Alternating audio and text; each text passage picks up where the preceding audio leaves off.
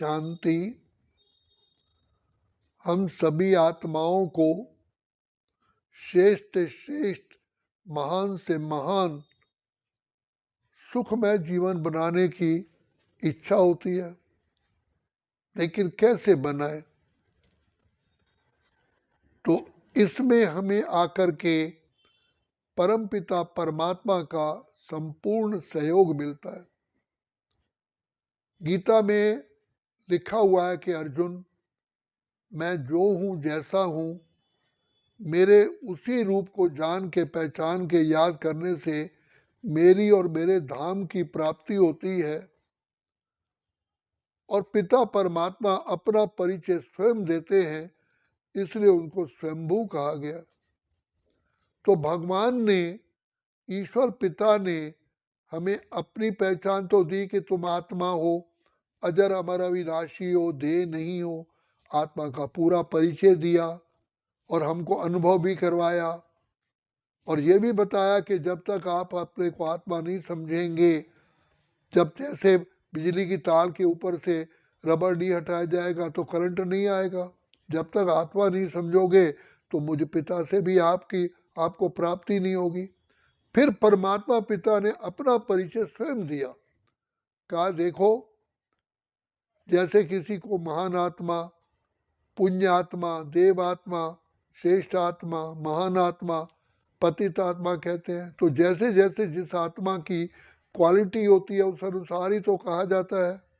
इसी प्रकार एक शब्द है परम आत्मा।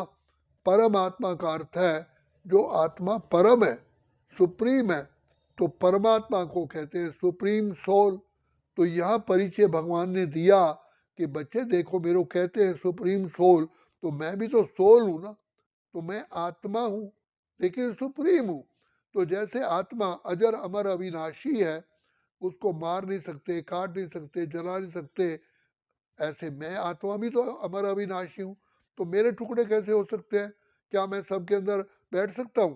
जैसे तुम आत्माएं एक शरीर में निवास करती हो, क्या तुम आत्माएं दूसरे शरीर में जा सकती हो? इसी प्रकार मैं भी आत्मा हूं, लेकिन मैं सर्वशक्तिमान क्यों हूं? क्योंकि मैं जन्म मरण से न्यारा हूं, और मैं पवित्रता का सागर हूं, शांति का सागर हूं, सुख का सागर हूं। जैसे मार्केट में बैटरी होती है, कोई 6 वोल्टेज की है, कोई 9 वोल्टेज की है, कोई 12 वोल्ट की है, कोई 20 वोल्टेज की है। अब कोई बल्ब है, कोई 25 वाट्स का है, कोई 40 वाट्स का है, कोई 100 वाट्स का है। तो हर एक की वाटेज अलग अलग है, बैटरियों की वोल्टेज अलग अलग है। इसी प्रकार आत्माओं के भी गुणों में फर्क है। आत्माएं तो हैं, लेकिन हर आत्मा की प्योरिटी की चमक अलग अलग है। तो मेरे गुण हैं ज्ञान का सागर, प्रेम का सागर, आनंद का सागर, शांति का सागर। मैं जन्म मरण से न्यारा हूं। अगर जन्म मरण में आऊं तो मैं भी आप लोगों की तरह, आप आत्माओं की तरह पावन से पतित बन जाऊंगा, फिर पतित से मुझे पावन बन, तो पावन कौन बनाएगा? तो इसलिए परमपिता परमात्मा जन्म मरण से न्यारे हैं। वो हमको पतित से पावन करने के लिए जन्म ही नहीं लेते, न्यारे रहते हैं। तो परमात्मा अपना परिचय उन्होंने बताया, मैं भी एक आत्मा हूं, लेकिन मैं सुप्रीम हूं। मैं तुम्हारी तरह, मैं भी परम धाम का रहने वाला हूं। मैं इस सृष्टि पर आता हूं, तब आता हूं जब सब आत्माएं, 99% आत्माएं इस सृष्टि पर आ चुकी होती हैं। और सबसे मिलन मनाने के लिए मैं चांस देता हूं, सबको मैं ज्ञान और योग की शिक्षा देता हूं। अब कोई चाहे ले या ना ले, ये पढ़ाई है, कोई पढ़े या ना पढ़े, हर एक के अपने अपने इंडिविजुअल पर, हर एक के अपने अपने भाग्य है। तो पिता परमात्मा कहते हैं कि मेरा परिचय संसार में है, तो मैं जन्म मरण से न्यारा हूं। तुम आत्माओं का नाम तो शरीर पर है, लेकिन मेरा नाम मेरे गुणों पर है। तो मैं, जो मेरे गुण हैं, जितने गुण हैं उतने ही नाम रख दिए हैं, लेकिन सब गुणों में सबसे ऊंच से ऊंच गुण है सारे संसार का कल्याण करना। इसलिए मुझे सदा शिव कहते हैं, मैं कल्याणकारी हूं।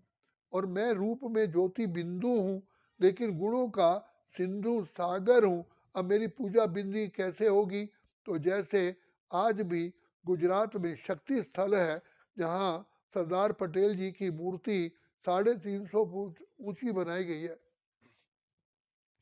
वास्तव में सरदार पटेल 350 फुट ऊंचे तो थे नहीं, उनकी मूर्ति बनाई है। ऐसे मुझ पिता परमात्मा की पूजा करने के लिए ज्योति को एनलार्ज करके बनाया गया है। जैसे मोमबत्ती जलाते हैं, दिया जलाते हैं, तो उसकी फ्लेम गोल नहीं होती है, ओवल शेप में होती है। इसी प्रकार से मुझ पिता परमात्मा शिव का भी जो मूर्ति बनाई है, ओवल शेप में बनाई है। और मैं हूँ वास्तव में शिव ज्योतिर्लिंगम, ज्योति का आकार का हूँ, ज्योतिर्लिंगम। लेकिन ज्योति शब्द हट करके केवल शिवलिंग शिवलिंग कहते रहते हैं। और मेरे यादगार आज भारत में भी 12 ज्योतिर्लिंगम के यादगार बने हुए हैं, जो महान तीर्थ हैं। कहीं पर सोमनाथ, कहीं अमरनाथ, कहीं केदारनाथ, कहीं महाकालेश्वर, कहीं अंकलेश्वर, कहीं भूतेश्वर। जैसे जैसे मेरे गुण हैं, उस अनुसार से मंदिर है। अब विश्वनाथ काशी जी में विश्वनाथ का मुझे नाम है, गुण है, और अंदर मूर्ति मेरी वही है। इसी प्रकार श्री राम ने भी रामेश्वरम में, श्री कृष्ण जी ने गोपेश्वरम में, देवी देवताओं ने मेरी ही पूजा की है। तो मैं सब आत्माओं का, धर्म पिताओं का भी पिता हूँ। श्री कृष्ण के साथ साथ क्राइस्ट ने भी कहा कि I am son of God and God is light. वो भी लाइट को ही उन्होंने भगवान माना। और सिख गुरु नानक साहब ने कहा, एक ओंकार सतनाम करता पुरख ज्योति स्वरूप, उन्होंने ज्योति को ही पिता माना। और मुसलमानों के काबा शरीफ में भी शिवलिंग जैसी ही मूर्ति है, जिसको दूर से चूमते हैं उसको संज्ञ अस्वद कहते हैं। और हजरत मूसा ने भी कहा कि खुदा एक नूर है, नूर माना लाइट है। तो मुझ पिता परमात्मा को सभी ने याद किया। और महात्मा बुद्ध जो पहले सिद्धार्थ थे, उन्होंने भी ज्योति का ही दर्शन किया, उसके बाद उन्होंने वो महात्मा बुद्ध कहलाए। तो कहने का भाव ये है, धर्म पिताओं ने, महान आत्माओं ने, शंकराचार्य ने भी शिव की ही पूजा की। जहाँ जहाँ शंकराचार्य गए, शिव की ही मूर्ति, शिव के मंदिर बनवाए। तो कहने का भाव ये है कि देवी देवताओं ने, धर्म पिताओं ने, महान आत्माओं ने, सब ने मुझे एक को ही याद किया है। लेकिन याद करते हुए भी मेरी पहचान न होने कारण अनेक देवी देवताओं की मूर्तियों की पूजा हो रही है, जिससे प्राप्ति नहीं हुई। प्राप्ति कराने वाला तो मैं हूँ, ज्ञान का सागर, प्रेम का सागर, सुख का सागर मैं ही हूँ। और आज तक यही समझते आए कि शिव और शंकर एक है। लेकिन शंकर भी आगे शिव की प्रतिमा दिखाई है और ध्यान अवस्था में बैठा हुआ है। अब शंकर जी तपस्या किसकी कर रहे हैं? अगर शंकर परमात्मा है, तो क्या परमात्मा अपनी तपस्या स्वयं करेंगे? क्योंकि परमात्मा से तो कोई ऊंच है ही नहीं। और दुनिया में भी कहा जाता है, पूजा में भी कहते हैं, ब्रह्मा देवता है न मैं, विष्णु देवता है न मैं, शिव परमात्मा है न मैं। शिव को परमात्मा कहा है, बाकी सब देवताएं हैं। तो परम पिता परमात्मा देवी देवताओं के भी, महान आत्माओं के भी, धर्म पिताओं के भी रचयिता है। और शिव पिता का ही जन्म शिवरात्रि कहते हैं। कभी शंकर रात्रि तो नहीं कहते। शिव अलग है, शंकर अलग है। शिव की मूर्ति मंदिरों में देखते हैं, शिवलिंग ही दिखाया जाता है, शंकर की मूर्ति तो कभी नहीं दिखाते हैं। तो शिव पिता है। और सत्यम शिवम सुंदरम कहते हैं, सत्य ही शिव है, शिव ही सुंदर। तो कभी सत्यम शंकरम सुंदरम नहीं कहते हैं। तो शिव पिता है, बाकी सब आत्माएं उनकी रचना है। क्योंकि परमात्मा एक है, परमात्मा 100 200 500 नहीं है। God is one and he is supreme. परमात्मा एक है, और वो उसका किसी संसारिक रूप जैसा आकार नहीं है, इसलिए उसको निराकार कहा गया। एक्चुअली ये तो नहीं कि उसका आकार नहीं है, अगर आकार ही नहीं है तो फिर उसके ये भक्त क्यों कहते हैं अखियां प्रभु दर्शन की प्यासी। दर्शन तो तभी करेंगे जब आकार होगा। तो परम पिता परमात्मा रूप में ज्योति बिंदु है, गुणों के सिंधु है, सागर है। परमात्मा का नाम गुणों के ऊपर है, हमारा नाम शरीर के ऊपर है। तो भगवान परमात्मा कहते हैं मेरी पूजा मंदिरों में हो रही है लेकिन जानते नहीं है। तो मैं आकर के इस सृष्टि पर आता हूँ। अगर सतयुग के बाद आ जाऊं तो सतयुग वाली आत्माओं को मिलूंगा, अभी त्रेता वाली आत्माएं तो अभी आई नहीं है। त्रेता के बाद आऊं तो सतयुग त्रेता वाली आत्माओं से मिलूंगा। अगर द्वापर में आऊं तो सतयुग त्रेता द्वापर की आत्माओं से मिलूंगा। तो लेकिन और आत्माओं से तो नहीं मिल सकूंगा। तो मेरा आना कलयुग के अंत के भी अंत में है, जब सब आत्माएं तमो प्रधान हो जाती हैं, पापाचारी भ्रष्टाचारी हो जाते हैं, अपने आप को, अपने पिता को, अपने घर को, अपने स्वधर्म को, अपने इस सृष्टि चक्र को और अपने लक्ष्य को, लक्षणों को भूल जाती हैं। तो मुझे ही आकर के बताना पड़ता है। तो बाप आकर के कलयुग के अंत के भी अंत में, जब सब आत्माएं अज्ञानता के अंधकार में हैं, अपने आप को नहीं जानती पहचानती, और उसके साथ साथ काम क्रोध लोभ मोह अहंकार ईर्ष्या द्वेष इसके पंजे में फंस जाती हैं। तो जिसको रावण कहा गया है, जिसको माया कहा गया है, तो परम पिता परमात्मा कहते हैं तुम आत्माएं जो सत्व प्रधान थी, श्रेष्ठ आत्माएं थी, देव आत्माएं थी, महान आत्माएं थी, पूज्य आत्माएं थी, वो इस माया काम क्रोध मोह अहंकार जिसको रावण कहते हैं, इसके पंजे में आने से तुम गुणहीन, शक्तिहीन, कलाहीन, बुद्धिहीन और तमो प्रधान बन जाती हो।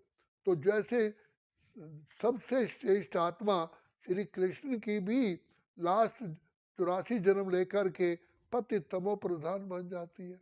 तब मुझे आना पड़ता है नई दुनिया की रचना रचने के लिए। तुम आत्माओं को ही मैं आकर के पावन बनाता हूँ। तो जैसे मोटर की बैटरी डिस्चार्ज होती है तो उसको चार्जर चार्ज किया जाता है, मोबाइल चार्ज करते हैं, इसी प्रकार मैं आत्माओं को फिर से चार्जिंग का तरीका बताता हूँ कि बच्चे अपने को आत्मा समझ करके मुझ पिता परमात्मा को याद करोगे तो तुम्हारे जन्म जन्म के पाप भस्म हो जाएंगे। जैसे एक छोटे से टुकड़े लोहे को जो कि रस्ट फ्री है, जिस पर के बिल्कुल क्लीन है, उसको मैग्नेट से ऊपर रब करने से वो मैग्नेट बन जाता है। इसी प्रकार से मुझ पिता परमात्मा को याद करने से मेरा जो रंग है, मेरे जो गुण हैं, मेरी जो शक्तियां हैं, वो आत्माओं में ट्रांसफर हो जाती हैं। इसलिए कहा लाली मेरे लाल की जित देखा तित लाल, लाली वेखण मैं गई तो मैं भी हो गई लाल। तो परमात्मा पिता को याद करने से हम आत्माएं ज्ञान स्वरूप, प्रेम स्वरूप, आनंद स्वरूप, शांत स्वरूप, सुख स्वरूप, शक्ति स्वरूप, पवित्र स्वरूप बनती है। तो बाप कहते हैं, परमात्मा कहते हैं सतयुग से लेके कलयुग तक तुम आते आते तमो प्रधान बन गए, तो घोर अंधकार में आ गए। इसलिए इसको कहा शिवरात्रि। क्योंकि परमात्मा कहते हैं कि जब इस दुनिया के अंदर वेद शास्त्र उपनिषद गीता ग्रंथ पुराण सब नॉलेज है, साइंटिफिक नॉलेज है, इंजीनियरिंग नॉलेज है, मेडिकल नॉलेज है और आर्किटेक्चरल नॉलेज है, सब प्रकार की नॉलेज है, लेकिन फिर भी आत्माएं दुखी है, अशांत है और कहती है कि आज अंधेरे में है इंसान, ज्ञान का सूर्य प्रगटा दो भगवान। तो मुझे ही बुलाते हैं क्योंकि मैं ही पतित पावन हूँ। तो मैं आकर के आत्माओं को आत्मा की पहचान देता हूँ, घर की पहचान देता हूँ, स्वधर्म की पहचान देता हूँ और इस सृष्टि नाटक का पूरा समाचार देता हूँ कि तुम ही आत्माएं श्रेष्ठ आत्माएं थी, महान आत्माएं थी, देव आत्माएं थी, पवित्र आत्माएं थी, जब अपने घर परम धाम से इस सृष्टि पर खेल खेलने के लिए आई। खेल खेलते खेलते काम क्रोध लोभ मोह अहंकार के वशीभूत होने के कारण तुम सब कुछ अपना खो बैठे हो। अब मैं कहता हूँ मुझे याद करने से तुम फिर से सत्व प्रधान बन जाओगे। तो जब आत्माएं पिता परमात्मा को याद करती हैं, जो आत्माएं सर्वगुण संपन्न, 16 कला संपूर्ण, संपूर्ण निर्विकारी, संपूर्ण अहिंसक बनती हैं, वो सतयुग के लायक होती है, सतयुग में जन्म लेती है। जो 14 कला तक क्वालिफाई करती है वो त्रेता में आती है। जो भगवान पिता परमात्मा को नहीं पहचानती हैं, फिर वो द्वापर और कलयुग में पार्ट बजाती है। तो इस प्रकार भाग्य परमात्मा बनाने के लिए केवल ज्ञान देता है। टीचर जैसे पढ़ाई पढ़ाता है, तो कोई तो विद ऑनर्स पास होते हैं, कोई फर्स्ट डिवीजन में आते हैं, कोई सेकंड डिवीजन में आते हैं, कोई थर्ड डिवीजन में आते हैं, कोई फेल हो जाते हैं। तो टीचर उसमें क्या कर सकता है। इसी प्रकार परम पिता परमात्मा, जो हम सभी आत्माओं के परम पिता, परम शिक्षक, परम सतगुरु है, निष्पक्ष भाव से सर्व आत्माओं को ज्ञान और योग की शिक्षा देते हैं। और जो जो इस पढ़ाई को संपूर्ण रीति, ऑनेस्टी से, वफादारी, ईमानदारी, फरमानबरदारी से जो इस पढ़ाई को पढ़ते हैं, वो पिता परमात्मा की प्रॉपर्टी के पूरे हकदार बनते हैं। तो परम पिता परमात्मा ही नई सृष्टि के रचयिता है। वो आते हैं कलयुग के अंत के भी अंत में। सतयुग बीत गया, त्रेता आया, त्रेता बीत गया, द्वापर आया, द्वापर बीत गया, कलयुग आया। अब कलयुग के बाद सतयुग कौन लाएगा। कलयुग तो तमो प्रधान दुनिया है, सर्व आत्माएं पाप आत्माएं बन चुकी है। तो कलयुग पुरानी दुनिया में आत्माओं को सत्व प्रधान बनाने के लिए पिता परमात्मा आते हैं। इसलिए उसको महान महान कल्याणकारी कहा जाता है। उनका गुण इसलिए शिव का, शिव परमात्मा सदा कल्याणकारी है। वही हमारे परम पिता, परम शिक्षक, परम सतगुरु बन करके हमें अपना महान से महान श्रेष्ठ बनाते हैं। पिता पालना करता है, टीचर शिक्षा देता है, सदगुरु सदगति करता है। तो पिता परमात्मा हमारी पालना करते हैं, शिक्षक के रूप में हमें गुण मूर्त, ज्ञान मूर्त, तपस्या मूर्त बनाते हैं। और सदगुरु बन करके हमारी वरदानों से झोली भर करके नर को श्री नारायण, नारी को लक्ष्मी बनाने का हमें वरदान देते हैं। तो परम पिता परमात्मा सबके लिए एक है और एक ही सबको शिक्षा देते हैं। इसलिए कहा वो शिव ईश्वर नहीं एक का, सबका सच्चा बाप है, अपना अपनी रचना का वो भेद बताता आप है। आया सागर ज्योत जगाने के लिए, कलयुग वाली दुनिया स्वर्ग बनाने के लिए। तो यही संगम युग ही अपना भाग्य बनाने की वेला है। यही संगम युग ही पिछले जन्म जन्म के पापों को भस्म करने की वेला है। यही संगम युग ही परमात्मा पिता से वरदान पाने की वेला है। और अगर अभी नहीं तो फिर कभी भी नहीं, कभी भी नहीं। क्योंकि परमात्मा का आना इस सृष्टि पर एक ही बार होता है। अच्छा, ओम शांति, ओम शांति, ओम शांति।